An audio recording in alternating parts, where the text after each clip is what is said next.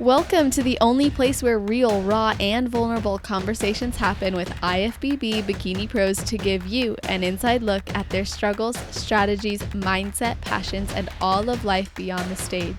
This podcast is made to inspire, motivate, and remind competitors and the average gym goer that even the most extreme lifestyles and elite athletes have their ups and downs. Thank you so much for tuning in today. I'm your host, Celeste Rains-Turk, and now it's time for the Confessions of a Bikini Pro podcast.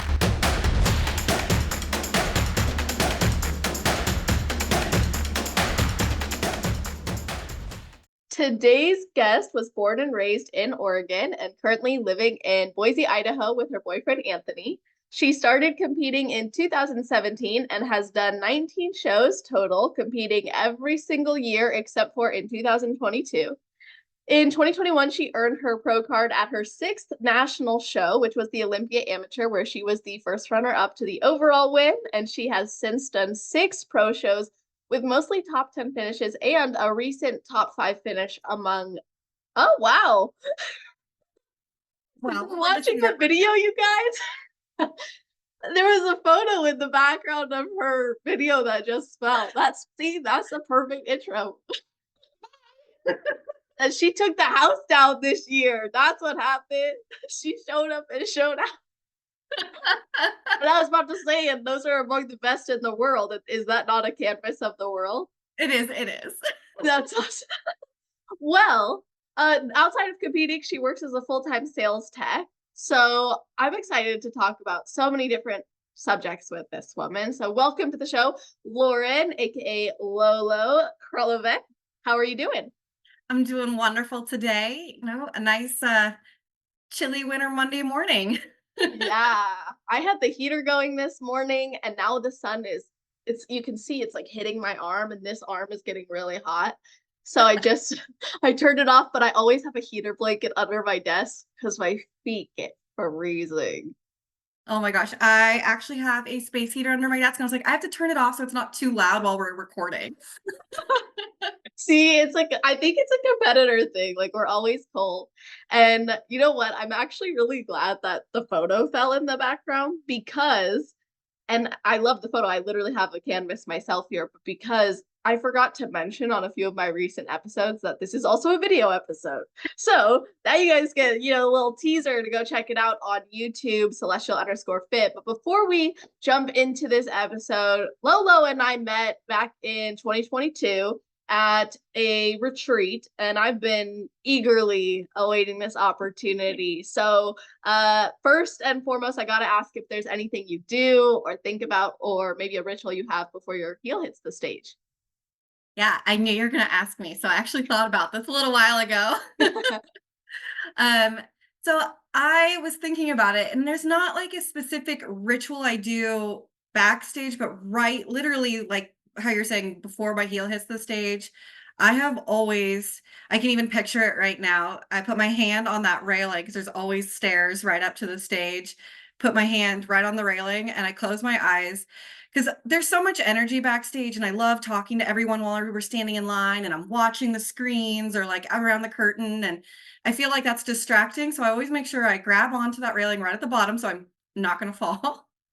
And I close my eyes and I'll say something that's like a positive mantra. It's changed over the years. Like with my national shows, it was always like, this could be my chance. I deserve to be a pro. I can do this. And then as a pro, it's always been more, I love doing this. I'm here because I enjoy my time. I'm happy and I want that to show on my face. Let's go. I love that.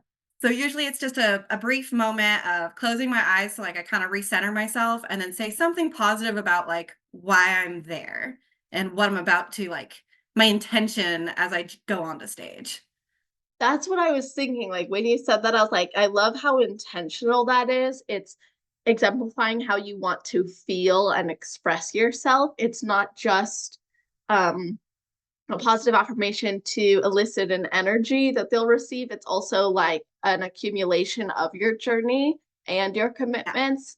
And that's something I also really admire about you is you always promote positivity through this journey. You talk a lot about having positive expectations, keeping a positive mood, and really the love of discipline as well is something that's been consistent throughout your journey. So how has embodying that type of mantra for yourself and that type of mindset actually supported you as an athlete on and off prep? So yeah, discipline is definitely a reoccurring theme and things I talk about. Because sometimes I will be hard on myself for like, maybe I'm not the strongest. Maybe I'm not the most strict in following a protocol. Maybe I'm not the most this or the most that or the best at this. Um, but I can always be proud of myself that I follow through in what I say I'm going to do consistently. So for me, like it's a huge reward to real look back and be like, I never stopped working towards my goal. Maybe that I didn't have as my PRs like I'm seeing posted online or anything, but I always went to the gym. Like I always did my workout. I always finished. And so I think I give myself a sense of achievement with can being consistency and discipline versus like an award for being the best at something. It's an achievement for me to always follow through. I love this perspective so much because this sport can, no, it not can, it is mentally demanding. It is. Uh, and when you're in that mindset of constantly improving, generally, a lot of the times where there should be more space for compassion, criticism takes over. We do get hyper critical, we judge ourselves. And then, like you said, when we're seeing, because we're standing next to these other girls on stage, we're literally competing and being judged against them. Even though, yes, our best physique matters, but we are being judged against them. Then when you're online and you see women posting certain things or doing certain things, it creates a standard or maybe expectation among who you're competing with that you think you're supposed to uphold too. So I really admire that you're saying, I am showing up every day. I'm Mm. consistent. I do the best that I can. I'm being better and better. But I also understand that you have to support yourself through those mental challenges, and that drive to be better can be overwhelming. So what do you do or maybe focus on those harder days? So on like a harder day, like I feel like sometimes my harder days would be maybe more like a body image day in like an off season, um, or maybe a low energy day, where like maybe I made it to the gym, but like that lift's just not going up the way I want it to. It's not. I'm not feeling energized from my like workout, or I feel like I'm hungry and I'm thinking about my meal more than my workout. um, I feel like the things I have to do is just kind of embrace like that this is something I enjoy. So if I'm focusing on the suffering part of it or the part I don't like it's giving me then it's like, why are you even doing this? And so it's like I have to remind myself that like I love going to the gym. So even though like maybe this is a harder day, like I love this and I choose this. This is something that like I want to do in my daily life. So if you want to do it, why are you complaining? Because like if it's like that's what I tell myself. I'm like, I feel like if I'm telling myself like, oh, this sucks, then it's like, why do it? And when I look at it that way, then I'm like, well, I'm not going to not do it because I do love this and deep down. So I'm going to finish. And then when I do finish, I'm proud of myself. So thinking about each of those proud of little tiny baby proud moments of like finishing last time is like, you know what it felt like last time. You love this. You were proud of yourself last time. So do it again. Yes, this is a perspective I really appreciate because I often hear amateurs feeling like they have to always be on in order to go pro. They think that if they're not perfect, or they think that if they don't have the best workouts every single time, or if they leave the gym feeling like there could have been more given, or they didn't feel their best, then that makes them a failure. And I've personally been there too. Like I'll walk into the gym and I'm like, oh, I just foam rolled and now my glute is like cramping after my warm up. This sucks. I'm about to train glutes. Or you get like a little bit of a tweak, or maybe you just don't have the energy, like you said, and Yeah. you just feel off. But I like your focus on finishing, but also remembering your past achievements too. Because I think when you think about like how good it felt when you followed through and finished the time before, then it's like, okay, I want that again. So I know that like maybe going into this isn't the best, but I'm gonna feel that feeling again when I finish this. And most of the time I feel like we do. Like when you get done with the Mhm. gym, you're like, all right. I feel like I got the endorphins going. Like that was good. Or I mean, it just kind of is something where it's like I find it like each person, it's so personal to how like your workout affects you. And you mentioned that like maybe, sometimes people are like, maybe you're not proud of like that you didn't get PRs that time. But it's like, did you feel good? Did you follow through with what you said you were gonna do? Did you do all your sets, all your exercise, all your reps? Did you follow your plan? Then you did it. Like it's not about being the best every workout. It's about consistency over time. Bodybuilding, even building your metabolism and improvement season, building your mindset, like you're not going to just have that in one workout. There's going to be the whole roller coaster of over time, and it's all going to compound. And if you have more good than bad, then it kind of averages to a increase and heading up towards your goals. Such a great way of putting it. That roller coaster is what I think allows us to transcend beyond the athlete we started as Yeah. into that next version. And like you said, you actually have proof too that you can overcome and that you have overcome. And similarly, like if you're struggling to get back into a routine or you're struggling to follow through on it, sometimes I think we just have expectations that are so unfair of ourselves. And we have to step back and go, how do I rebuild this efficacy or this belief in myself to achieve more or be better and show up again? And so when you're expressing that, you take this very long term mindset Yeah. approach. It's really a testament to your journey too, because you did a lot of shows. You have competed a lot. It took you 6 national shows. And I think if you just had this smooth sailing journey, it probably would have been a very different story mentally. Now, I do want to go back to a previous point you made too about body image. So you Mhm. said it's generally in an improvement season when you're feeling that way. And I think all of us go through that at some point, and especially because we're competing in a sport that's physique focused. So, what are some of the judgments you find come up in your head, and are they related to feedback you've gotten or areas you're trying to improve on?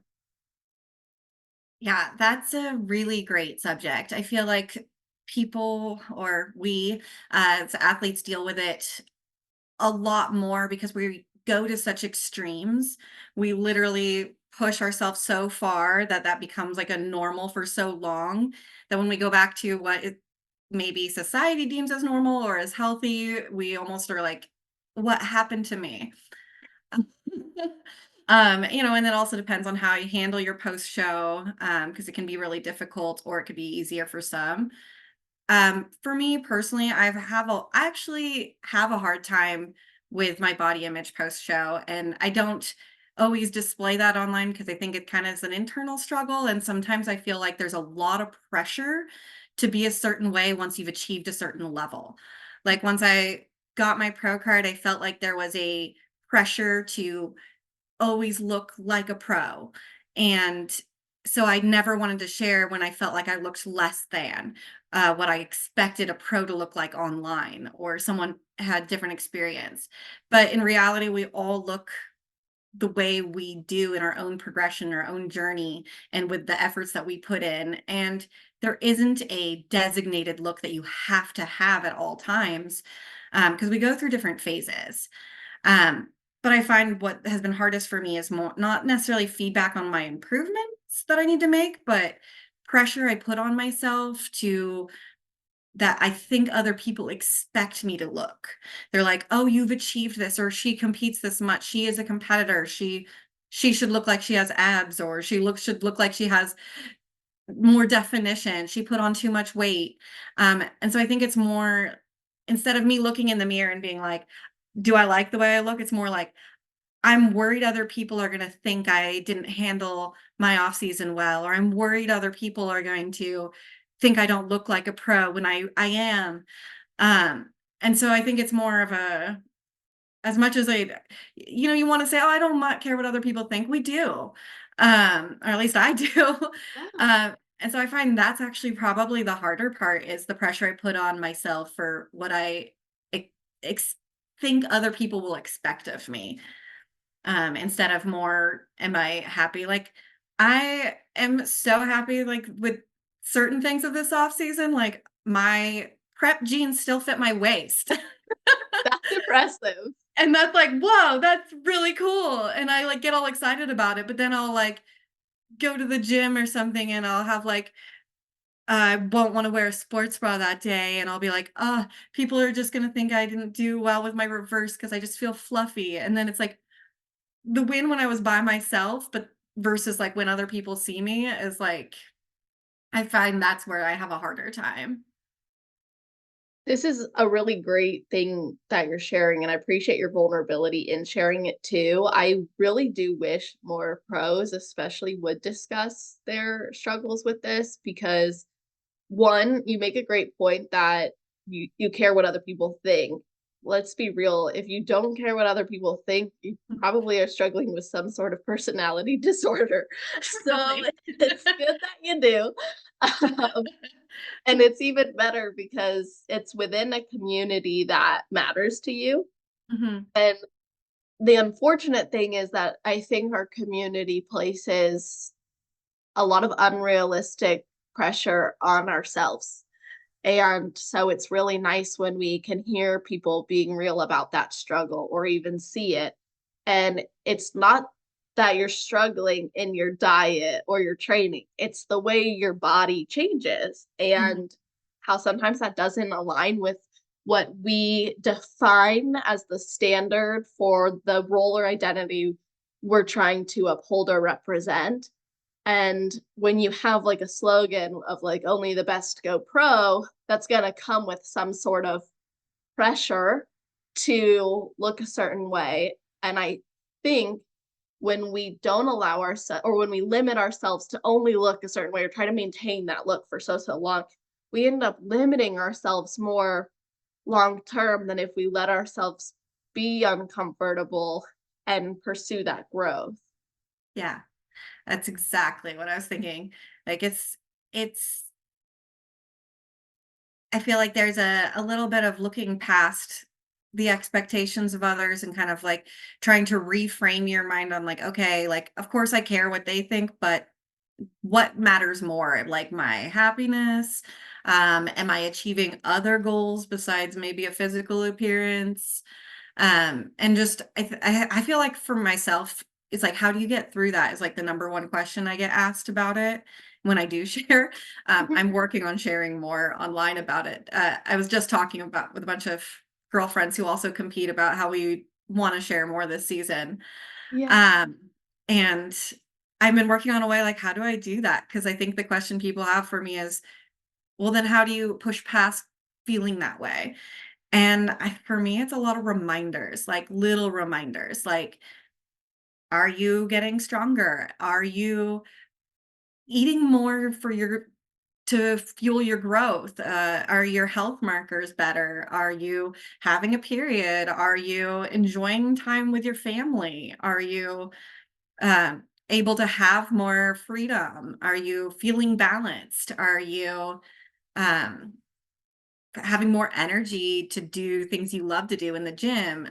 Just different reminders.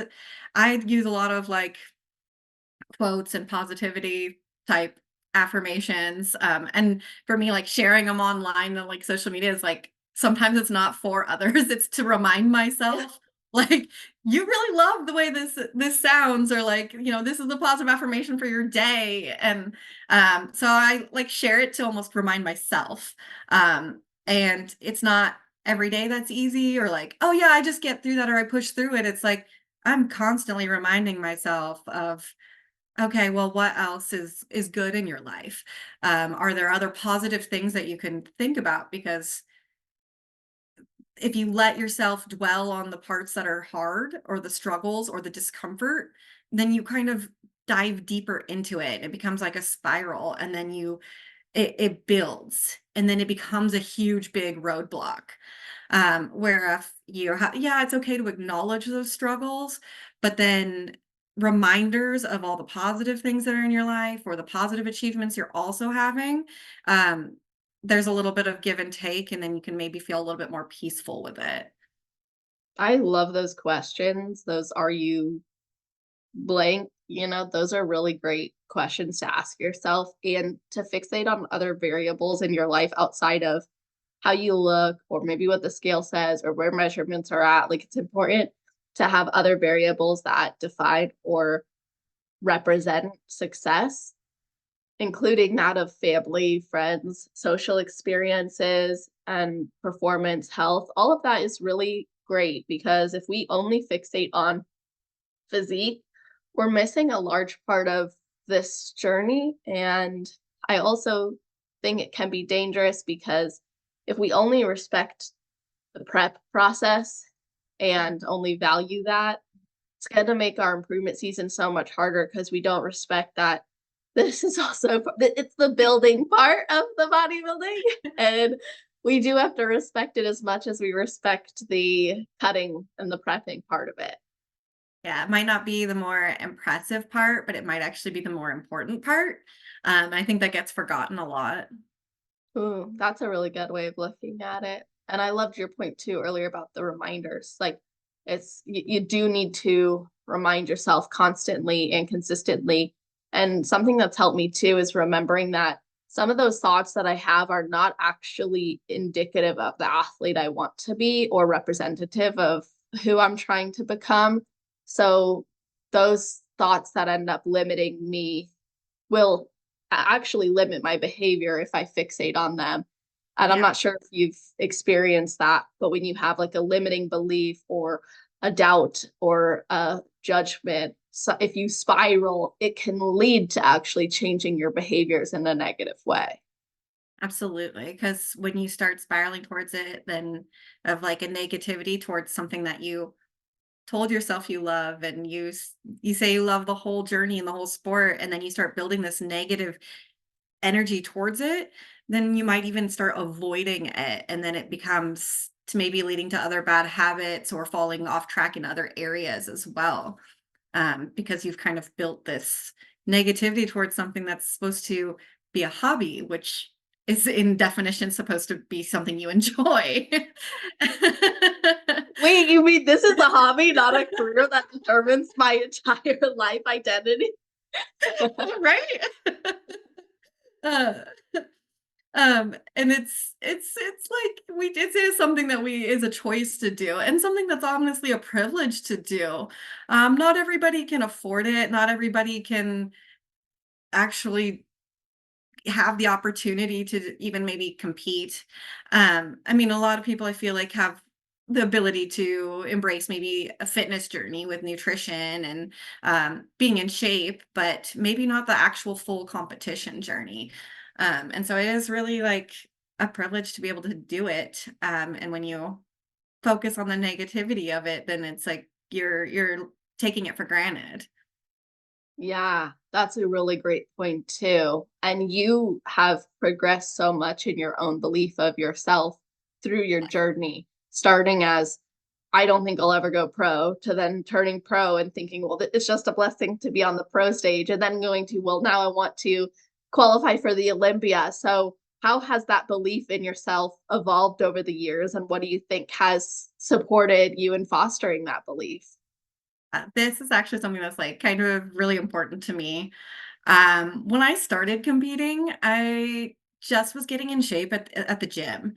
And I was like, I'm a little bit of an all or nothing type person. Like if I'm gonna like set a goal, I'm like, all right, we have to achieve this, and let's let's do it all out and make it competitive. And so I was like, you know what, why not do it for fun? Like other people do this, like I can do it. Let's just get on stage.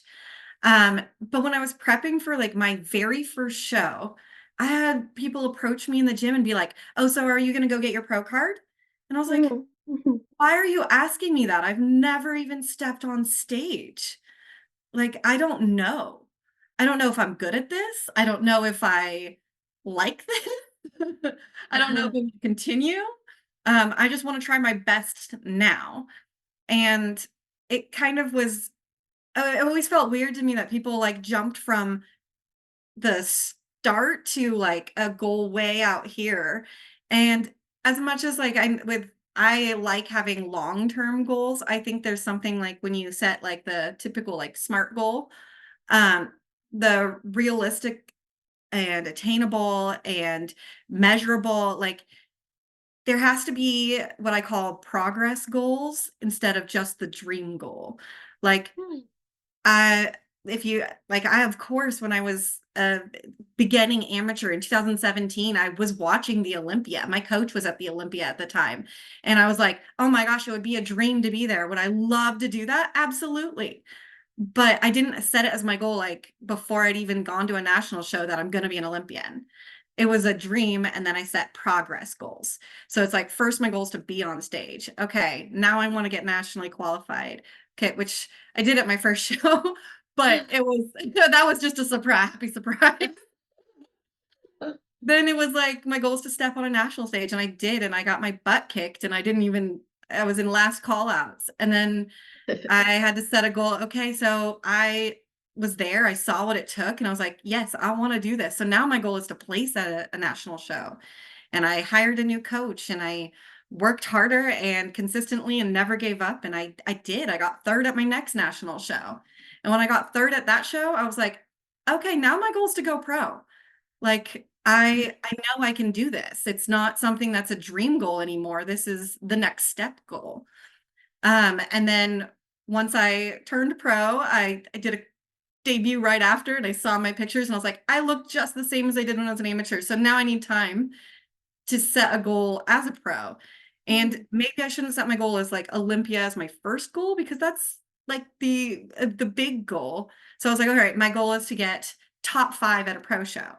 And when I came back to this season, we did that. And so I got top 5 at, I got 6th at the first opening season. I was like, I'm so close. Top 5 is still, it's going to be my goal. And I did it. And it didn't, I don't want to sound limiting. Like my goal wasn't like, oh, I can't win a pro show and qualify for the Olympia. It was I want to set very achievable goals where I felt like they were a little bit more within reach and then have a next goal ready to go. So now that I hit the top 5, my goal is, yes, I want to like win a pro show and go to the Olympia. So it's like maybe having steps and progress goals versus just like jumping from, oh, you're going to be competing. Are you going to the Olympia? Like, Yes. there has to be in betweens. And it took sometimes achieving each progress goal to build the confidence for the next goal.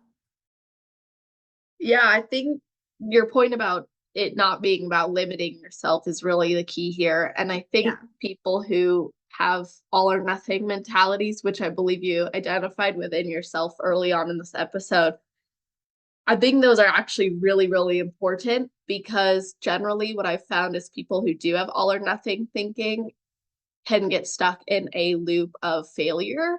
So if you miss out on what you set out to achieve, you then in a mental failure loop of, okay, well, maybe I shouldn't do it, or maybe it's not for me. And you start telling yourself those stories Yeah. versus if you do have those step-by-step goals, that dream goal never went away. That's not what I'm hearing from you. It was there, Yeah. but it was like, what has to happen in order to get there?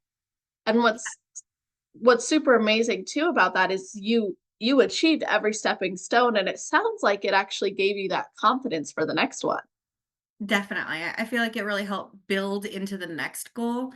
So I really think like having progress goals is super important. So you don't feel as like a lot of failure. Like, because if I had set like from my first show, my goal was to turn pro, I might have felt like more of a failure in that first few seasons and maybe wouldn't have continued. Um, I people always find this surprising. I never won a regional amateur level show. My very first NPC win was when I won my pro card at Olympia Amateur. Wow. And that wasn't even winning your pro card because you had to be top 3 in the overall. So my Wait, are you talking about a first place or are you talking about an overall win? first place. I never won a first place. I was always second. And so if I if I had like told myself that my goal was just to be a pro or my goal was to win an overall, maybe I wouldn't have had the confidence to go on to those national shows if I was like built up like, oh, I have to win this or I have to be a pro. My goal was always just to keep continuing to be better and set little mini things like from not placing at my first national show to I just want to place. But I want to get my pro card. So it's like I had each like the next goal ready, if that makes sense. Totally.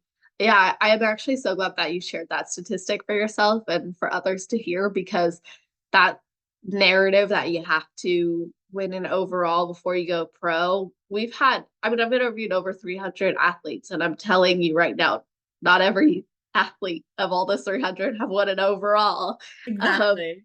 Many have more journeys similar to yours, where their first win was their pro card. And I think that's actually really cool because it shows us that some of those extremes we think we have to hit, or not even extremes, but goals we have to hit to get to the level we want to, aren't always necessary, especially Yeah. in a subjective sport like this. It's like you could bring your absolute best to the stage and not place at all. And so, do we want to fixate on the not placing or do we want to celebrate bringing our best? Yeah. I think there is definitely like a level of like succession into your goal. Like, are you going to be disappointed if you don't achieve your goal, or is it still a goal out in the distance and you celebrate like your achievement going into it? Like if I had, because I wanted to get my pro card once I started placing at national shows, and it's like I got third, and then later that season I got third call outs, and then the next show I got sixth, and then you go all over the place. And maybe if I had quit when I got third call outs at that second national show in 2020, I would have never realized that I could keep going. So it's sometimes there are setbacks, but it doesn't mean failure. It might just be a learning experience or um, something where it's like you kind of have to evaluate, like, okay, is my long goal still what I want? And then continue going for it. It takes persistence. See a lot of stories of like, yeah, like I got my pro card in 3 shows, but then you see so many more stories, way more, where it's like it took me 6 to 10, and it was just all about persistence. But that specific goal that you set out, you knew it was achievable, but it just took the right timing, the right dedication, maybe adjustments, maybe looking at those setbacks as learning experiences and truly pivoting from them to still reach your goal. It's ironic because you hear more about the people who get it fast because that's an anomaly, but when we hear it, Cool. yeah, it's super awesome. And when we hear it, we're like, wow, this is a great story. Like it's a lot of press or coverage, as rightfully so. But then also you got to remember the reason it is because most people that's not happening. And Yeah. it's just like I had an athlete on who you competed with at Clash, Nadea. So she was one of those anomalies, right? And even she was like, this is an anomaly. And so when you think about it, there's a reason it is highlighted that way. And then I just interviewed a woman yesterday, took her 7 years.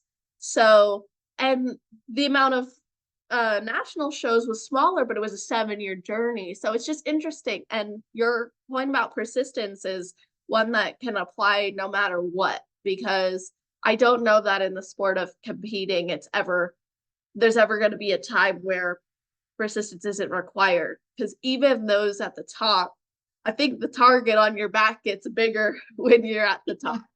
The target, the pressure to continue achieving more. And sometimes it's like, even like, okay, now I placed top 5. It's like, what's next? And are you going to always keep doing better? And it's like, okay, pressure's there. Totally. And But also, actually, let's talk about that amateur experience you had where you had some ups and downs. You placed mhm. really well at the national level and then you went to third callouts. You said if you would quit, you maybe wouldn't be where you are, or if you had that mentality. Did you contemplate quitting? If you've ever struggled in your prep or your improvement season or any transition phase in this sport, you know how valuable it is to have that direct guidance and support, but it's so difficult to find, which is exactly why I created the on-demand mindset coaching platform for competitors. That is only $9.99 per month. How it works is you log into the system and you select what season you're in, and then you're prompted to select a struggle you're facing, and then even more specific struggles branching off of that.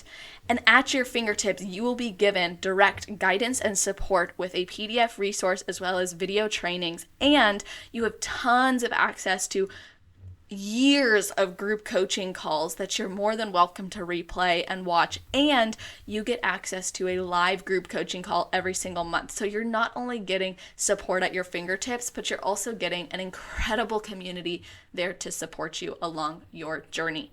If this is something you're interested in learning more about and exploring, you can sign up at www.celestial.fit/on-demand and get access to this right away. There are no other join fees or cancel fees, so you can come and go as you please, and you are always welcome to be in the Build More Than Just a Body community. Honestly, no, I didn't think about quitting. I felt like I had significant improvements to make. But it almost made me want to do that more because I knew I was close, and that something so small, like I was off on, like, I just was off that day.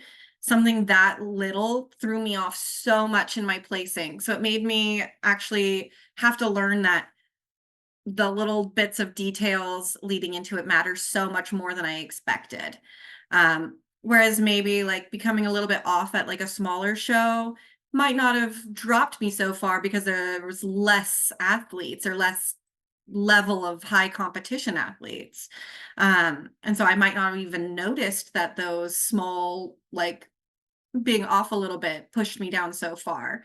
So coming into that show and having it be a little bit off and then having it be a subjective sport, it threw my placing off so much that it was just eye-opening, like, oh, this matters the little tiniest bit because everybody is so close together in such a high level of competition that it truly mattered. And and then you just bring it with actually more determination the next time because you're like, I know what being a little bit off means. And so I'm going to do absolutely my best. What was that detail or that little bit off that occurred then? Um, I'm trying to actually remember. It was Universe 2020. I remember that very specifically because it was just so shocking to me. And it was almost like it almost felt heartbreaking. Like I cried coming up like later backstage. I mean, after I stepped away and it wasn't like in front of people, but just like reflecting on it, I was like, oh my God, that was emotional. Yeah. Uh, and then I sat with my coach and we talked and it was like, okay, well, maybe we knew it was my conditioning level. So I wasn't as conditioned as I was at the beginning of my show. And it was a really long, or my beginning of my season. And it was a long time between shows. And we discovered that I had a hard time staying at that level of cardio and lower food. And my body just started looking really depleted and softer. Um, and we just pushed as hard as we could for the next one. It was like a weird year because nationals was literally the next weekend. Yeah. And we brought me in a little bit tighter and drier, with just a lot of pushing that week, but we knew that was like only for redemption and not for a long-term approach to learn. We had to learn into my next season, to make the actual true improvements. So I did place better because we came in a little bit tighter, but we had to learn that, like, okay, you need an off season now. You need to have maybe a long prep, but not so long between shows. You realize more so what works for your body when it comes to peaking properly. Yeah, it was definitely something that we had to like learn and be like, okay, you can't go that long, that low. Yeah, well, that's actually interesting then, because with your goal of qualifying for the Olympia, right? And this is, so you were talking about SMART goals, and I'm like, okay, well, that's really realistic given every girl you in the top 5 at that class show, every single woman you placed against all went to the Olympia this year. One of them was actually a previous Miss Bikini Olympia, Issa. So that was really impressive. And what a huge accomplishment. And I believe that was that the last show of your season? I did one more. You did one more. So yeah, now that you have seen that and you've proven this to yourself, what are you focusing on to get to the Olympia and achieve that goal? So I'm trying a different approach this year. I did the last 3.5 years with the same coach. So I did switch coaches for this season, um, mostly to learn new experiences. This year, we're really, really going to work on having my food levels be a little bit different. I have typically prepped on extremely low calories for a long time. It's something that we had felt that like I needed to actually get to that level. So this off season, we are really, really working on getting my calories up slowly. And it's taking a lot of patience and dedication. Like I'm still reversing and it's been 13, 14 weeks. Yeah. And if you're not consistent with your reverse calories, you can't keep increasing them. So it's like I have to be very, very diligent to get to a certain calorie level while holding a certain level of body composition. And then I think the goal to go into my next prep is going to be less drastic drops initially. We're going to see if we can get my body to be more responsive at like a higher calorie level so that I can have a longer, have more longevity through the season. Instead of looking I started to get a little bit run down with a long season being so low calorie for such a long time. And one thing I did change that helped me do a long season this year is my cardio has been adjusted. I respond really well to steps and low intensity, lots and lots of just walking versus like trying to do a stair climber or step mill or something that's really like inflammatory for like my legs and just harder for me to recover. So just I've transitioned to that, and that's also what I've been continuing in my off season. Just very low intensity, lots of steps, just a basic movement, help with my digestion, help with like pushing those calories through, but also keep my recovery level as high as possible. I love that lesson learned too. Like what previously worked to get you where you got, it worked, but you need something different to get to that next level. And you've learned so much about your body in that process that now you see the benefit of maybe pushing more food, keeping the cardio intensity low. And while that can be really difficult, because when you haven't done that, it's like that reverse is generally longer and more like, how high are we gonna go? But it sounds like it's gonna set you up for success. And the coach you're currently working with, I've noticed that's a trend with his athletes that, at least from who I've seen sign up with him as of late, it's been women with that very similar experience who were on low food, started training with him, and then you saw them bring to the stage uh I don't know how to describe it, but maybe a more recovered looking package. Yeah. And I think as an athlete, I'm always looking to learn. Because I don't, we're always progressing. The sport is evolving. The sport is, and we're growing. And I'm learning more every year, not even just about myself, but about the sport in general, about health in general. And so when I chose a new coach, I did a lot of research on that. I was like, all right, so who is working with athletes who have experience, but are maybe looking to take a different approach and level up? Because that's ultimately what I want to do. I want to keep growing. And so I can either remain consistent, maybe have a little bit of change, or I was like, okay, let's go all in, let's do bigger change and see what we can do. So I'm really, really looking forward to what my next season will look like with just a different approach and learning more, like applying what I know now, what he has been doing with his athletes, and just kind of bringing it to a different level. Definitely. I find it can be hard to leave a coach when things have gone well. Yeah. And I, yeah, I was gonna ask if you'd be willing to talk about what that was like emotionally making that decision. Yeah, it was a really hard decision because I've always been really close friends or became really close friends for my previous coach. I worked for the team. I just I felt very, very connected. We won my pro card together. And always had a really positive experience. And so going into like making goals for my next season was like I knew I wanted to just try to learn something new, Mhm. um, and try to be on a level that, like, was a little bit more than what I've been doing. And so it was a very big internal conflict. My boyfriend and I sat many nights just like discussing pros and cons, and he was even like, "I have so much loyalty for you being with your coach right now." And I was like, "Well, me too." Yeah, And it just became it wasn't a personal decision for like my relationship with my coach. It was a personal decision on what I felt as an athlete was going to take me to my next goal. And if I wanted to have a long season of, I feel like it's going to take me a bit to climb to my goal.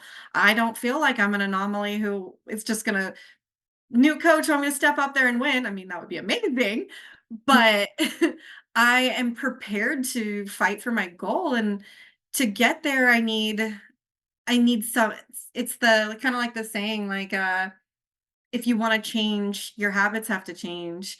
Um, mm, I don't know if I'm really wording that one right, but it's like, if you wanna elicit change, the things you do have to change, and yeah, so I was like, "All right, I need to make a change to go to my next goal." Plus, there's always something a little bit exciting about trying new things, and everyone's approach to competing and to prep and to peaking, especially, can be just a little bit different. So I'm excited to add to my knowledge, and share that and just see what we can do. totally. I really like that perspective as well. I think it's difficult when you've had such a positive experience too. Harder. But like, yeah, it's so much harder. And like you said, you got to do, it was an athletic decision, a competitive Mhm. decision. So I'm excited to see what you do. And you did bring up your partner as well and how he was influential in this and supporting you through it. And I wanted to talk about him and your guys' relationship because I feel like having a supportive partner is really important. And you guys have achieved a lot together. And it's not just pursuing the competing dreams, but it's also buying a home and you becoming an aunt and you guys traveling together and attending shows outside of your season and working other jobs. So, can you talk to us about the relationship you guys have and how you manage to grow in these different areas of life as well as in competing? Yeah, absolutely. So I feel very grateful to have such a supportive partner who kind of lives the lifestyle with me. I think it did help that when we met, we had both just hired coaches with the goal to go pro, and we had separately right before we met. Wow. So we had already been working with them. We both had the goals. We both competed for years prior, and we had no clue who each other were. I moved to Idaho that year, and he'd been here a long time. And we met actually in the gym, but started talking on social media. Of course, right? That sounds right. And then we were sort of talking more, and we realized that we had very similar goals. Um, and our relationship progressed. And as soon as he came to I think he came to Nationals 2020 with me. He was like, "Sure, I'll go with you." And we had just started dating. To And support you or to like be at the support. like the whole okay. Yeah, just to go with. So we like come stay in the hotel room with me, watch, hang out, see if I needed anything, just to help out and That's hang good. out with Throw 'em me. right into it, you know? Yeah, I was like, all right, we're going. I'll book tickets. Love that. And since then, he's never missed a show of mine, and I haven't missed a show of his. We've always been there for each other. We enjoy doing it together, and I feel like honestly, if we couldn't make it to one of each other's shows, we'd really feel like we were missing out. Yeah, I bet. Like his wins are just as exciting for me as my wins are for him. Just because we see the background work at home. So we know what each other have been through. So we feel like sometimes those wins mean so much more because we know what it took to get there and the mental lows and the mental highs at home. Um, we we both so I was in prep in 2020 and he came to some shows with me, and then we did our 21 prep together at the same time, different coaches. And there are challenges to it, and there are obviously people can see the pros. Like you're both going to the gym at the same time. You both had need to pose extra posing practice. I think we spent most Sundays just on our rest days posing. We still go to the gym and pose together in separate corners, listening to headphones, but we're both there doing it.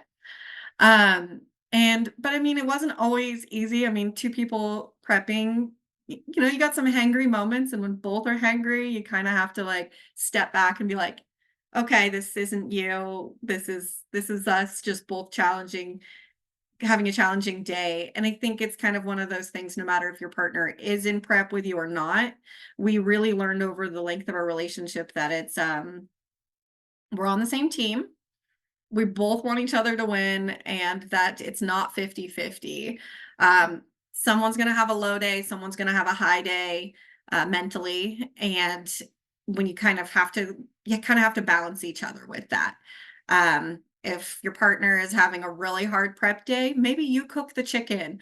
Um, or you do the laundry, or you do something that like gives relief to the other person because maybe they're mentally spent that day. So it's kind of being able to support each other with that. And also the map that fell earlier, uh, I got that for us because one of the coolest things about us doing all these competitions together or watching each other is that we've been able to travel. So that's actually pins. We have pins on that map of all the places we've been traveling together. Uh, so competing is cool, winning is cool, but also it's about life experience together. So after my show, it's not just a post-show meal, it's like a date night to experience things. Like in Charleston after Clash, we took a rickshaw ride around like old downtown Charleston. And That's cool. I've heard Charleston is just incredibly magic, beautiful city. yeah, it was amazing. And that's something that's not even about food. It was just like experiencing life. In Nashville, we went and walked down and went to a couple little bars and things that we normally wouldn't do just to experience a new place. And it's a lot about like experiencing things together. And uh 2021 was, I think, like such a cool year to prep together. And it's sometimes like I think one of the hard parts is you don't want to be competitive with your partner either. We both wanted a pro card, and we were both doing North Americans. And he went first and he got it. and I went next and I didn't. And I had been doing more national shows. It was his first national show. He's one of those. Yeah. I mean, to be fair, he had been bodybuilding, like building the muscle longer. Yeah, he was like, he went on with that pro ready body. Yeah. Yeah. But I mean, so it's like, but keeping the mindset of like his win is also my win. I saw what it took for him to get that shredded, to get that lean, to the dedication of like, even down to the brand of exact cream of rice he ate every single time, the discipline, the dedication. Like I felt proud of his win versus feeling that competition where I could have been really disappointed that I didn't get it as well. But then we just kept going together, because he's like, okay, well, I'll do a pro debut. And so he kept prepping, and I got mine 4 weeks later. And even my celebratory pro card win dinner, he brought his little Tupperware and ate cold chicken and rice at dinner. That's awesome. And of course, you would understand that because you live the lifestyle too. Exactly. So it wasn't disappointing. It was still just as exciting because, I mean, we were together. It was about just being there versus food. I think that's what I hear the most that's the hardest is maybe like partners with that aren't in prep is like, well, we eat different things. Well, so do we. We've been prepping together for years, and even off season, he's a strict meal plan all off season person. And even though I follow macros in my off season, so I'm making a cool little meal, like, measuring out the sauce and like making it fun. And he's measuring out his chicken and rice. We still eat separately. We just make time to eat together. And it's just kind of we know that we both have goals to reach. And maybe when I'm like this last season in 2023, I prepped all year and he was still in an off season. So he was complaining about being so full and I was complaining about being so hungry. And we're like, okay, different goals. Yeah. We support each other. Like I couldn't be upset that he was eating so much and he couldn't be upset that I was shredded and he wasn't. Yeah, like I love that you said his wins are your wins are Yeah. his wins. And you guys help each other through that. And you've really grown in your relationship with competing and through competing. And you said at the very beginning, you guys saw that your goals were really, really aligned. And Mhm. is this true for the outside of competing goals too? Like, did you find that a lot of your values align or maybe what you wanted for your future aligned, or did those things kind of come with the evolution of your relationship? I feel like we definitely have a lot of similar values in what we want for our future and our lives. But we've definitely grown a lot together. Um, there were things that we maybe in our previous lives thought like wouldn't have been possible, like buying the home we bought. Um, and I actually think when we bought the house, I used a quote where it was like, separate goals become together goals. And that's kind of how I think a lot of our things have happened is even our goals in bodybuilding were separate goals. They were things that we had already set out for ourselves. It was things we had already wanted. And the more we're together and the more we've worked on it and became more of a team, they became our goals. And so we're just checking off those little things as we go together. And I think having the individual drive means that we can just kind of add to each other's goals. Even in a personal life, like we support each other in whatever decisions we want to make career wise. I think something that's really important is we have done a really good job at, if we're talking to each other about maybe something we want to do, or even checking in with, like something that like a financial goal or a physical goal. The other person really approaches it with a supportive. Like if it's what you want, it's what I want for you too. Um, and so that helps a lot, for me anyway, because I feel like I can express what I want and then we can find a way to do it together.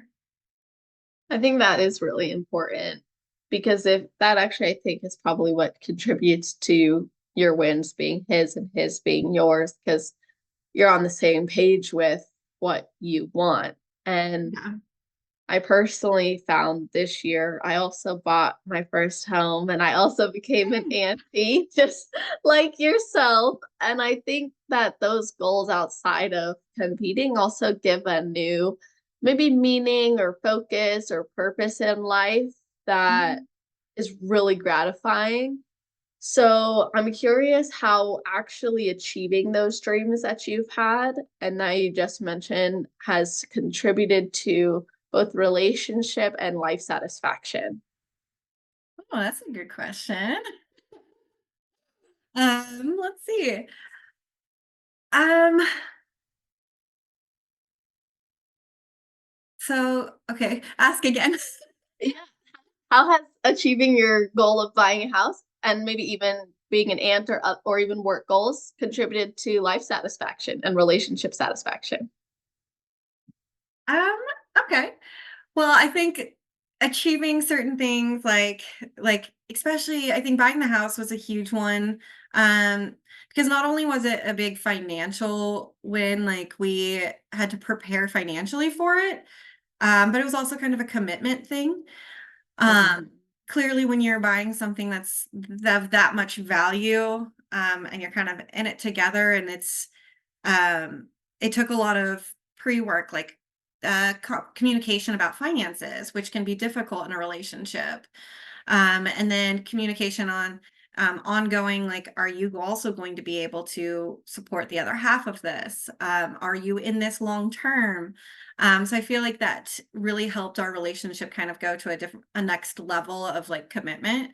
Um, where it wasn't just like, oh, we're both here. It was like, okay, we're both in this. Mhm. And so I feel like that kind of took our relationship to a next level by achieving something like buying this house. And it wasn't a rush decision. We took a long time, saved up our down payment, had long discussions about it, and it improved our overall communication about things like that. Um, Whereas some people maybe like the order would be like you get married and then buy the house. I really feel like something like this really helped us like have those conversations first, and then move along on like a commitment scale, which felt really, really good. That's awesome. I'm actually really glad you said that. And if this question's too personal, you don't have to answer. Um, but did you guys discuss like cohabitation? Because I'm currently in this house. I bought it and I'm like, okay, my boyfriend's gonna move here eventually. I'm like, I kind of want a cohabitation agreement. And some people are like, that's a little too much, but I'm like, I don't know. I feel like there for me, I'm like, that would make me feel more comfortable. So I was just curious how you guys approached, like, because you're not married yet, how did you Mhm. approach that commitment? So we did live together in a rental first. And so I felt like we took like little steps towards that. So we knew that we lived together well. But approaching like more like the financial side of like being in a homeowners together, we felt like we were both at a career level where we could equally contribute. And so we made an agreement of a 50-50 of splitting costs. Like I'm a spreadsheet queen and people kind of laugh at this because I make a lot of spreadsheets, but I I love that. actually spreadsheet everything that we purchased for the house, like who bought the lawnmower, who bought the refrigerator, who bought this, and we looked through all of it and we kind of tracked how well we shared the expenses. And we got to kind of a point where we were gonna like be whoever paid more, we'd split the difference. And we got to like kind of like a spot where we're like, oh, we've both paid the same. Yeah. Um, so I think tracking it really felt good that we were truly doing a lot of 50-50 and back and forth. We didn't set per se an agreement where it was like, all right, this is written down on paper, but we did have a long discussion on if we felt it was fair to be 50-50. Were we both financially ready to be 50-50? Um, and, maybe if one of us had made significantly more than the other, we would have split it a different way. We just felt like we could equally contribute to the down payment, equally contribute to the mortgage, and equally contribute to the setup, because there's so much more to it than just signing the papers. Um, and so we did have a discussion about it. So I guess you could say it was more like a verbal agreement. Yeah. But we didn't we didn't write anything down for that. It's in the spreadsheet. It's in the spreadsheet. I love that. I'm the same way. Everything that I've bought is in a spreadsheet, and then the receipts are in a Google Drive folder. And I'm like tracking it all, or I use QuickBooks for business. So like Yeah. when it's and for personal. So like I'll put in the memo like what it was that was purchased, because I think that it also just gives you peace of mind that all your like to have a spreadsheet too is like God forbid anything happen, you would know exactly what to expect or what everything would be detailed. So I actually really appreciate you answering that question and sharing that, because I think that's honestly, that is part of life and discipline and growth. It's having those hard conversations. It's being able to look at things realistically and honestly and say, this is where we're at. This is what we can or cannot do. And then also like, is this aligned with both of our vision and capability right now? So Yeah. I think that's a really, mature thing that you guys did together. Yeah, and having conversations in advance. I think communication about expectations is really important. Like him knowing that I expected this and him knowing that I expected that about how we were going to buy things and how we were going to furnish the house, and kind of having a predetermined plan was really important. So then when it was all happening, there wasn't any there wasn't any like tension over why didn't we do this or why aren't you doing that. And it's hard. We don't do that perfectly every time. But we attempt to have the conversations in advance to be prepared for situations when it's a big decision. And so that's kind of the way we've been going. I love that. Yeah, those conversations are so important, and you guys have been able to achieve such great things together. And like you said, you also travel together and compete, and you have a full-time job. So I was wondering, do you have a flexible schedule? Do you work from home? Like, how do you manage your time for all of this? That's a great question. So I do work full time as a sales rep. I'm an inside sales rep. So everything's done virtually. I am on video calls, phone calls, mostly lots and lots of email. Even my team meetings, we typically do online. Recently, this last year, we did switch to a hybrid schedule. So I do go to the office a couple days a week. But I have the capability to work remote, which I am incredibly grateful for, because it does give me a little bit more of a flexible schedule, like for travel. I typically would take a PTO day on Thursdays and fly to my show, and then I would work remote on Friday. Because your coach is like, "Hey, sit with your feet up and don't do anything." And it's like, "Well, Literally. I'm just gonna work then." Yes, totally. And most of the time I wouldn't schedule like customer calls on those Fridays. I'd be like, "Are you available Monday?" Just to kind of relieve some of the stress and pressure, so I didn't feel like I was overloaded on those days or stressed You're out. in your black robe, like on Zoom with the spray tan everywhere. Like, Non-video day. But I do have flexible time, and I plan things like on my remote days. I love making sure that I do my cardio like while a video webinar is happening. I just prop my laptop up on my treadmill and walk, because then I get my steps in, I get my cardio done, but it's at the same time I'm working. So I'm not having to do like super early or super late. So I think it's a lot of multitasking that I do working remote. And that's been really, really helpful for me. And then Anthony works full time in the office, but he does get away to work remote to travel. that's awesome. So he has been able to be approved for those days, which has been really really great because then we can still go. And he works the whole day Friday as well. So we're literally just like sitting there with like headsets on, just laptops, and it made it really great to be able to do that. And that's something I feel like with the work landscape since 2020 like has changed, where a lot more people get to work remote. And I think taking advantage of that is really great when you're in a sport like this. Agreed. I feel like so many more people have gotten that flexibility to be like, I've proven I can do my job completely remotely. So no Yeah. shame in asking for those remote working days, especially as a competitor. And something else that you've really demonstrated is your ability to do what needs to be done. And so you're not just demonstrating that in your competition life, but also your work life. You're still showing up, you're still getting it done.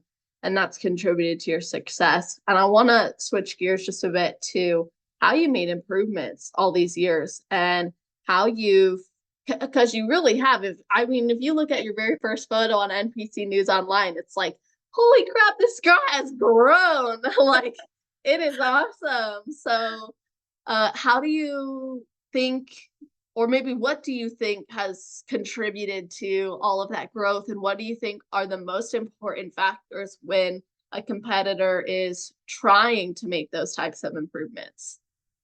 Yeah, sometimes I look at those photos and I'm like, I wish those weren't there anymore. But then I'm actually really glad they are, because it almost feels like my growth is more of a success and it wasn't luck. It was, you can see the hard work.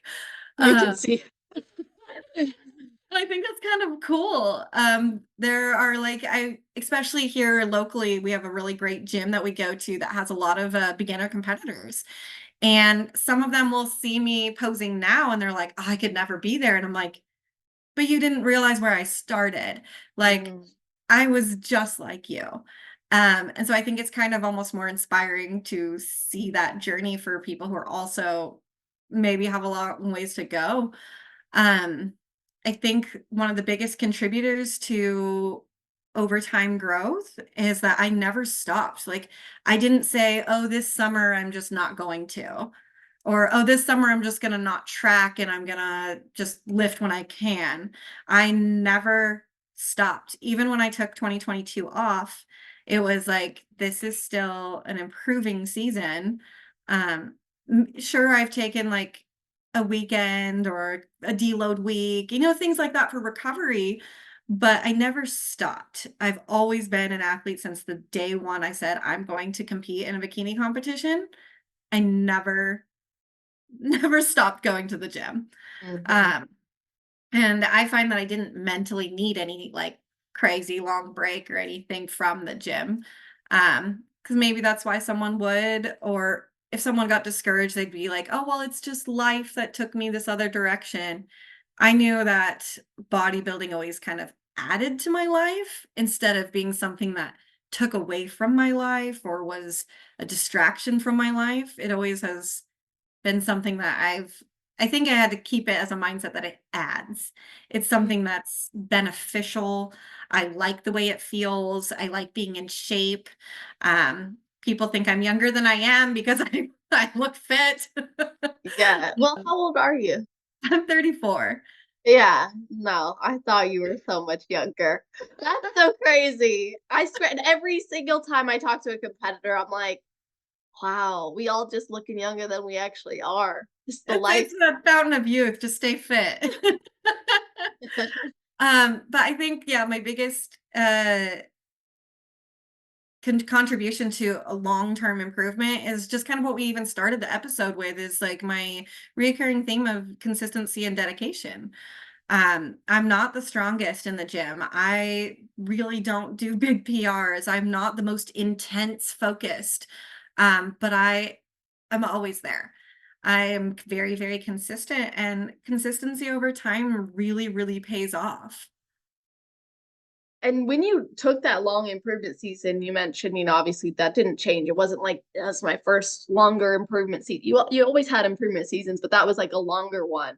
Mhm. So what was different about that improvement season compared to other ones, and how did it influence the success you had this season?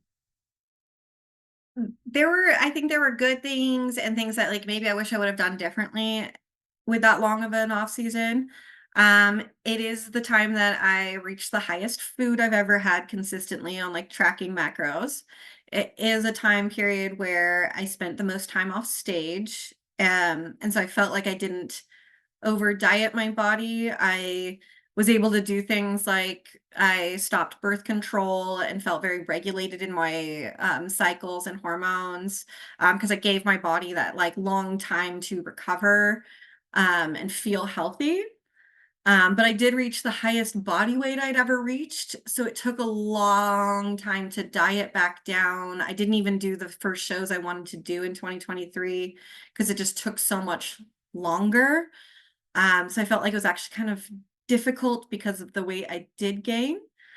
Um, but I think that just like the longer period of health recovery was really great, even mentally not having to always be on. Um, and I think I did put on a little bit more density and muscle where that was kind of my main goal of taking that season is like I knew when I stepped on like my pro debut stage at Legion a few weeks after Olympia Amateur, I looked the same. And I was like, when I get on stage again, I'm not going to look the same. I don't want to look the way I looked getting my pro card. I want to look my absolute best. And I think that was a big driving factor with taking time to build more.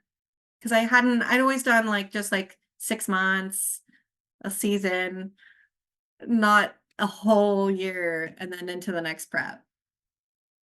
That is such a great story that you had things that were really positive and things that you might do differently if you did that again. Mhm. And I think that's something I took a year off and I learned like, okay, maybe it is beneficial to not be in full pushing all the food the whole time, pushing the weight the whole time, because I think it's about that like ebb and flow. But then there are those other benefits that come with that push. So it's nice to be able to learn from it. And while you ended up having a great season, it was difficult at the start to get where you needed to be. And you mentioned before your improvement seasons were generally shorter. So even though you garnered more muscle mass and more density, the maybe shorter improvement season led to a bit of a faster response in your next preps as opposed to gaining more. Yeah, where there it's like I feel like there was benefits of doing both ways. Um, that's where it's kind of like this season, it's like, yes, I want to put as much density as I can, keep growing. But my focus more is kind of stay at a better body composition while increasing my food and really having that be a bigger focus for me. And I think that'll help where I won't have to diet as hard because you get to a certain body weight, to get back down to stage lean, it takes a lot more dieting. And is there a little bit of not as much payoff of like you put on like a few ounces of muscle, but you had to diet harder? Are you going to lose those? Like Exactly. there's a balance of that. Like there's could be a little bit of risk of like too much either direction. So I don't know if I would do such a long improvement season that structure. I think kind of like what you said is I might do it a little differently if I did a longer one where it's kind of maybe some mini cuts, things to keep my body composition constantly improving. I think it just a little bit different focus, but I'm always glad to, have the time to put on the muscle.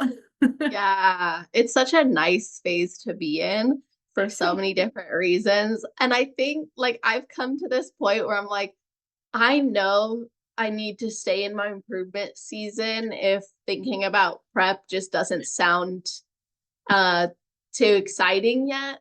And or if I know there's still more work to be done, which there always is, but there's a point where you get to where, okay, I could do a prep and probably bring something really great.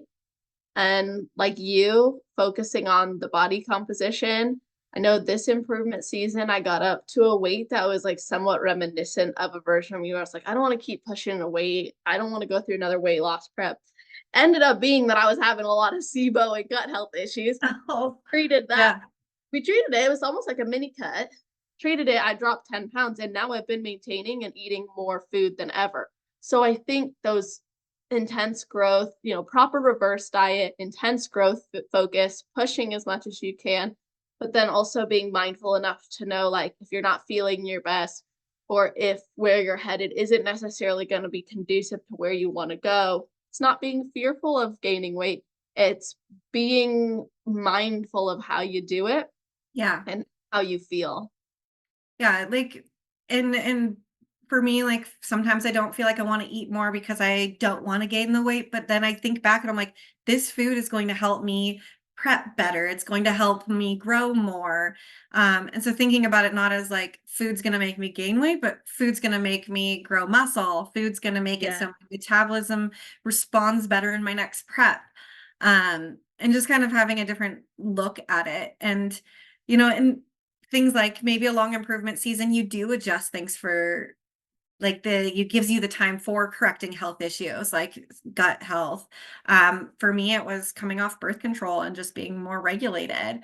After I think it was like 10, 11 years. Wow. Do you have a regular Um, period right now, even after all of that? um, it's a little bit irregular by like a few days, but it's back. That's Fairly awesome.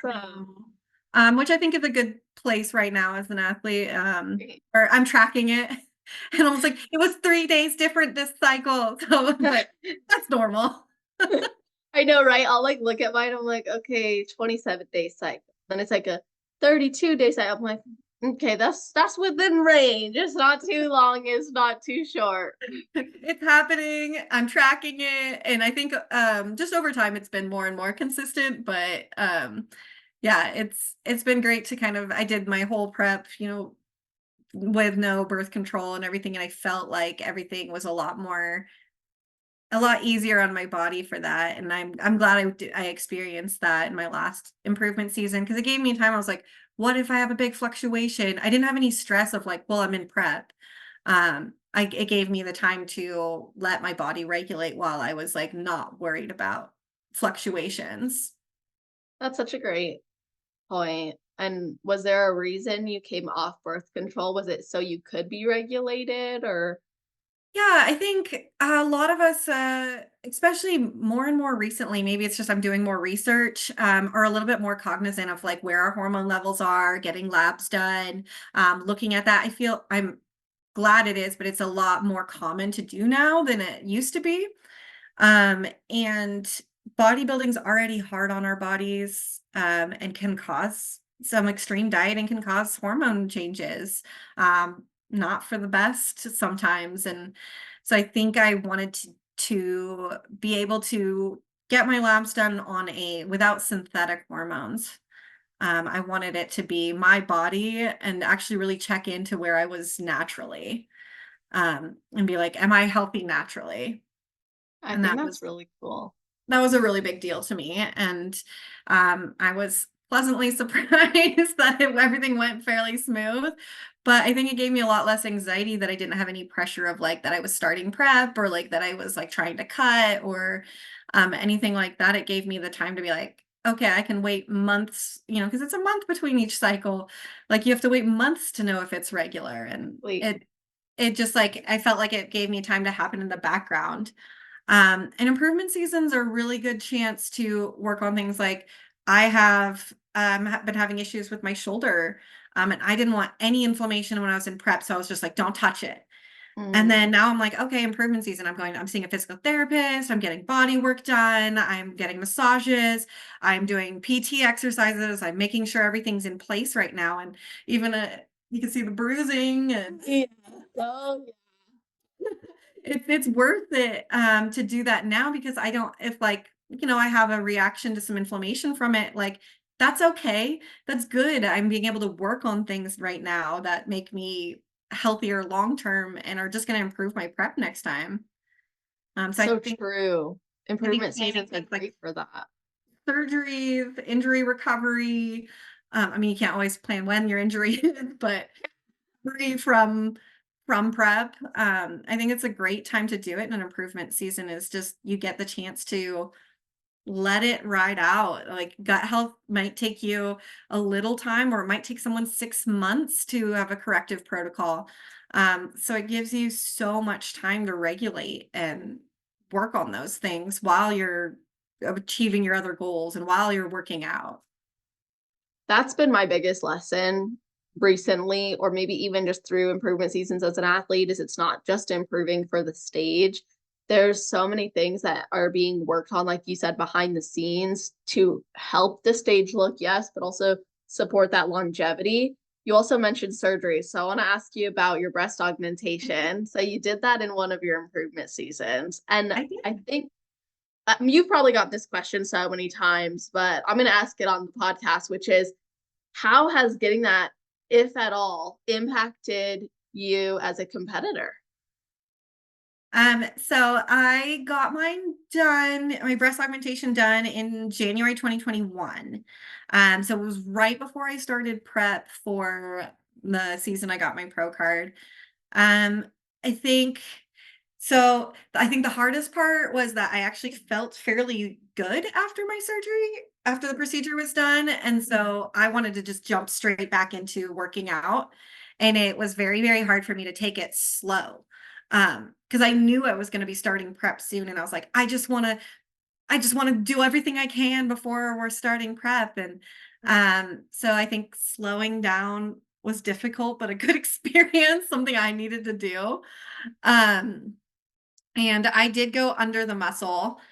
So I felt like at first I was like, okay, recovery actually went really smooth. So I'm glad that was like that. But I did feel like I noticed I was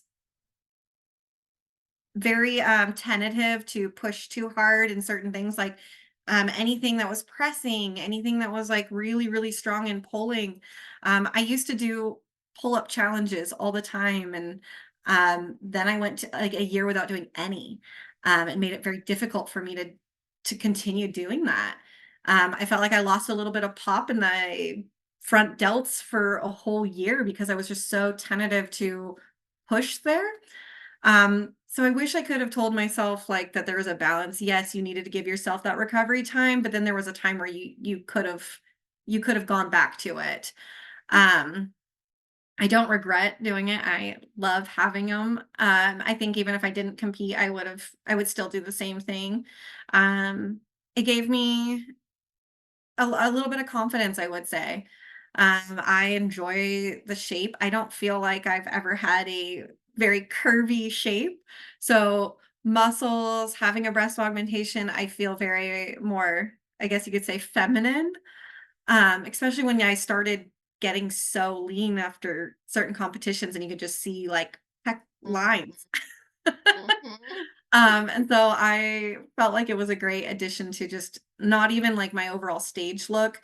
Because there's things you can do without a breast augmentation, like padding a suit correctly, having a little bit more growth in your upper body, posing a little bit differently. So it's not something that's like required or necessary. But for me, I felt like it did give me a little bit confidence even outside of my competing life. Um, I felt a little bit more feminine. I felt a little bit curvier. It just made me feel good. And sometimes when you feel good, you do more or do better with certain things. So there was like some pros and cons where I felt like I stepped back a little bit and now I'm paying for it with having to work harder on my shoulders again. Yeah. But in the overall, I wouldn't change doing it. I'm glad I did. I appreciate you sharing the pros and cons because it sounds like you're really happy about it. And then Mhm. there's the other side where if someone else is considering it, maybe to know that there's some cons that could come with it or some adjustments that would have to be made. And you also brought up the posing. Did you have to change your posing or did you modify your posing after the breast augmentation because now you had more balance? Um, I think every season it's always adjusted just a little bit, just kind of with how my composition has changed so much over the years. So I'd say it kind of just more my posing just kept evolving and evolved with it, just as if like you put on significant muscle between seasons, your posing's always going to evolve, or maybe you decide you have more flexibility on a different side the next season. It was kind of just went more along with my posing evolution versus like a significant change. I wouldn't say it was something because I didn't go like so large that I felt like it was like whoa, she looks crazy different. I felt like it looked natural and proportional. And that was something I really went for too, is I didn't want anything that was obnoxious. I wanted to be, I just wanted to be proportional.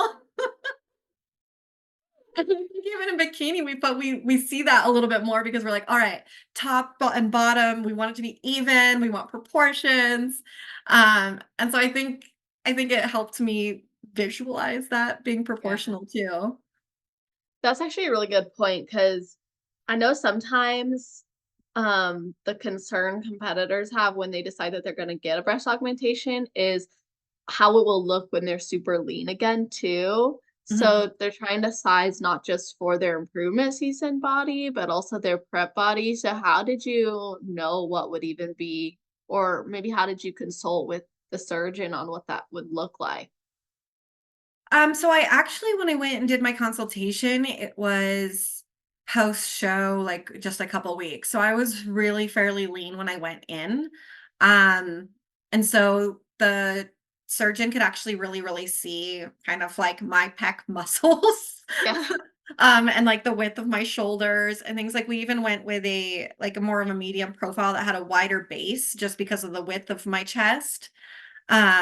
Instead of something, maybe a higher profile might have been narrower and I might have had more of a gap in the center. Like we talked a lot about kind of how it would look while I was that lean.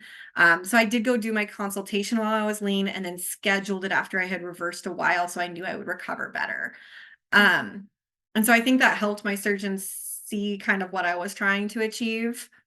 Um, Sometimes I wish he would have done a little bit more size exploration with me. I felt a little rushed in that decision, but ultimately I'm glad I trusted him because again, I feel like I have a very natural proportional look versus kind of anything extravagant. Like I think sometimes people wouldn't even know that I did, except for when I'm really lean, you can see like a little more of the line around the pocket and the implant itself. Yeah, that's a good point. Like, I think everyone I've ever spoken to who has had a BA always wishes that they had gone a little bit bigger. A little, but not much. So, and I always feel like that's a testament to the surgeon because they probably know that and they're like, okay, I think they'll come back for a revision in 10 years and go a bit bigger. It's a business Or, model. yeah, just like, this will be fine for now. And I think that's It's a probably subscription, you just keep going. exactly, and I love how you can have an appreciation for that, and also your approach, like, thank you for sharing how you approach that because I know there's people who are considering it who Mhm. maybe are contemplating, "Do I go in the depths of improvement season when I'm carrying more body fat, or do I go closer to a prep?" And I have found most competitors have gone closer to being post-show because they care about how it's gonna look on stage. Yeah, I think at least having your consultation post-show is really great because your surgeon can see how your body really looks lean, and can kind of they might not always work some surgeons, you go because they specifically work on athletes, but not all of them see people in, like, competition lean stage, but I am glad that I waited to do it and scheduled it a little bit further out because I felt like it made recovery easier. But one thing I will say, like when people are thinking about it and, haven't had it before, it is a surgery. Um, and you are putting your body through something that's invasive and you're going completely under anesthesia. And that's not something to take lightly. It's a big decision. And it's a permanent, I mean, I know you can get explant surgeries, but it's a permanent revision to your body. Even if you get the explant surgery later, like your body has so much recovery from that still. You still placed an implant in your body.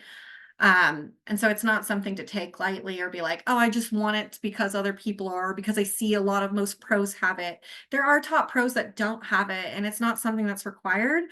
But I mean, I'm personally glad I did it. And if someone wants it, like I'm all supportive of it. But I think before just jumping on board, like taking time to consider, like, do I want surgery? Do I want to go through recovery time?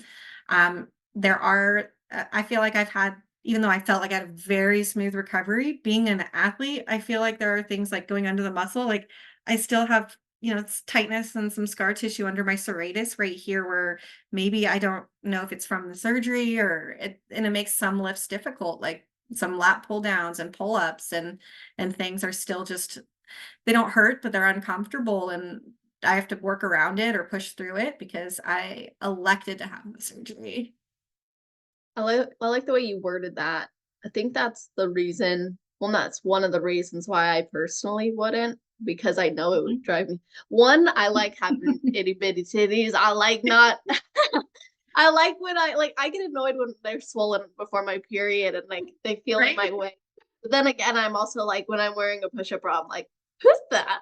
Um, I'm like, I'll just keep doing that. But I think for me, the biggest thing would be the impact on training that Yeah. I would have a hard time with. So I love that you shared that because that can be overlooked more often than it should be, along with the risk of, yeah, it's not like you're just being numbed and you're getting a toenail frozen off, you're Yeah.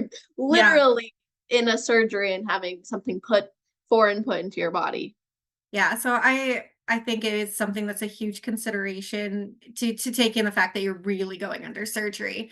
I think it's a full surgery. It's not just a quick procedure. It's not getting a Botox prick either. It's like a big thing. And like, so I'm very supportive if people want it or don't want it. Like it's truly such a personal decision on what you want to do with your body. And um if it's something that you truly want, like go for it as long as you've thought it through. And if it's something where like you think it through and you're like, no, I don't want to put my body through that, then I don't think there should be any issue with that. Yeah, and I like how you said it can be you can compete even without them. We see Oh this, yeah. Yeah. and it can help. I've heard a lot of people talk about how it helps their overall balance, but also people who don't have it are successful too. So I think Mhm. your point earlier too about it has to be a personal decision that benefits you beyond the stage as well is key. Yeah, and honestly, is body modification, because that's truly what it is that something that's worth it to you for a win or a trophy at some point? Or is it like, because like it's not like winning is amazing and it's great and it's an amazing goal and it's what most of us competitors and athletes want and do. But I mean, is it at the sake of potentially certain health or certain side effects or certain issues? Like, or if you love certain aspects of training that it might impact? Like, those are just questions I think to ask yourself. Like, I find that I'm happy with everything and I wouldn't change it, but I do when girls ask me if they should or what my feedback is, it's like truly think it through. I'm actually really glad you're not just glamorizing it because you've made that decision. You'll And hear I'm some happy with it. decision. That doesn't mean you're gonna encourage people to not you're not gonna encourage people to take it lightly just because you're happy with it. And so Yeah. that's something I value is your honesty. You're still looking at it from a very realistic point of view. You're like, these are the important things to consider. My guess is you're probably extra happy because you considered those points. Yeah. I think with any decision, it's kind of like you have to kind of go through almost like some research, not just research, but like what is the any decision you make, is it worth it for any sacrifice that you have to make the choice? Mm, yeah, that's a really good point because there is going to be sacrifices that come with it no matter what. And I think that's true of anything. And man, I feel like there's so many more things we could talk about. I also want to encourage people. I know we're gonna share where they can connect with you online, but one of the things that I think is really cool is you've talked about like how you set up your posing and check-in lighting. You've shared Oh yeah. macro recipes. Like your Instagram is really valuable. So at the end, we'll let people know how they can connect with you there. But I personally want to ask you, is there anything I haven't asked you yet that you think I should have? I feel like you're right, we could just keep talking and talking about so many different things. Um, but no, I think we've covered a lot of like the main topics we discussed talking about. And I think this actually even inspires me, like even just talking about it with like, I really find value in like sharing this with people that it could inspire. And like maybe holding back some things because like I'm worried, like, why not share it? Like if it could help someone else or just help one other person, why not? And even just accountability of like, when I share something, having it be a personal reminder for myself as well. I'm glad to hear that. That's so awesome. I want this podcast to give athletes a platform to be fully themselves and also show others that there's more to this journey than what sometimes meets the eye online too. So I appreciate Absolutely. you being so open. Now I got to ask your best advice. So what is your best advice for someone who has never competed before but wants to? And then your best advice for someone on their road to pro? So my best advice for someone who hasn't competed, is this is bodybuilding. So set your long-term goal of what you want to do with competing, but then set your realistic timeline of what's going to be achievable for you at different phases. And don't be afraid to take time to put on muscle. Um, Getting on stage is so much more fun with muscle. But enjoy it. Like literally, if your goal is to just get on stage, like have fun with it. Don't compare to someone who's been a 10-year athlete. Um, the whole purpose of you doing it, like you said from the start, was to enjoy it, to have fun. It's a choice, and embrace having fun when you do your competition. And then advice for someone who's on their road to pro is persistence. Don't give up, because each national show can be judged a little bit differently. Everything is subjective. So as you're going through that, don't let one slip in placing or one bad placing be something that determines if you're going to continue on your road to pro. Like if it's truly your goal, just keep going, set goals, take time to evaluate between things, because we do see the anomalies every time where it's like a few people turn pro very quickly. But reality is that it can take a long time. If that's what you want, you can do it if you really, really push through. I appreciate that advice personally. So that'll be playing in the back of my mind for sure. And just everything you've shared so far. And hopefully we get to have more conversations in the future because it's just been awesome as I expected it would be. So, how can people follow your journey, connect with you, and yeah, find you? So I'm on Instagram with at Lolo _ IFBB Pro. So Lolo is my nickname, and it's easy to find with that. But that's where I share most of my journey. I'm on there, and then I just started TikTok. I'm hoping that I'm not too old to learn it. But it's the It's same. not easy to learn, in my opinion. I'm like, I'll just post long form videos there. Am I old? I'm not. I don't know. But it's just gonna be the same. So Instagram's the place to follow me. Awesome. All right. Well, I'll put both of those in the show notes page. You guys, that's always on celestial.fit/podcast. If you're listening right away, the episode will be at the top of the page. If you're listening in the future, scroll down to the alphabetized category section. You can find our name there.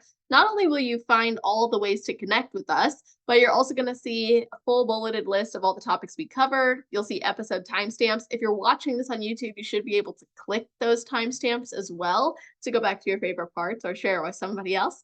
And then there's also a summary, like what you'd find on the back of the book. So if you want to share this with other people, you can let them know what to expect. Of course, we always appreciate when you guys tag us, let us know you listen, give us your main takeaways. And I speak on behalf of pretty much every single athlete I've interviewed. They love when you message them, letting them know what you took away from it or just that you appreciated it. So please, if you have the time to do that after listening, let us know what you thought of it. And if you guys have any athletes you want to hear on, we just had the end of a season pretty much by the time you guys hear this episode. So if there's new pros or pros that have been around for a while you want to hear, feel free to drop some suggestions to me at celestial_fit on Instagram. With all that being said, hope you all have an amazing rest of your day, night, or morning, wherever you are in the world. Pick it up.